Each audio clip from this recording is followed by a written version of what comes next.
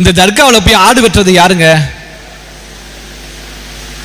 இந்த தொல்லியல் துறை முக்கியமான ஒரு வாதம் அந்த தீர்ப்பில் வச்சிருக்காங்க. அந்த ஜட்ஜ்மெண்ட்ல இருக்கு. தொல்லியல் துறை சொன்னது என்னன்னா, ஆடு கோழி இது போன்ற நேர்ச்சை செய்வது, பலி கொடுப்பதெல்லாம் இஸ்லாமிய மதத்தில் இல்லவே இல்லை.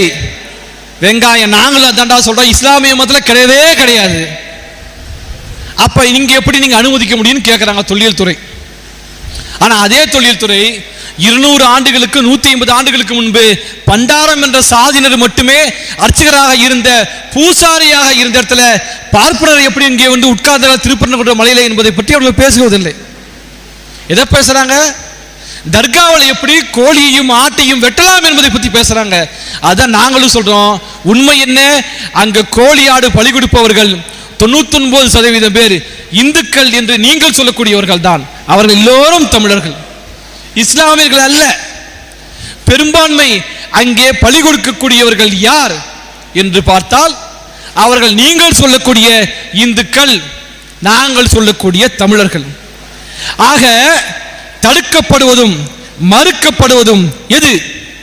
வெறும் வழிபாட்டு உரிமை மட்டும்தானா? இல்லை, இது மத நல்லிணக்க மரபு திட்டமிட்டு மறுக்கப்படுகிறது, மறைக்கப்படுகிறது.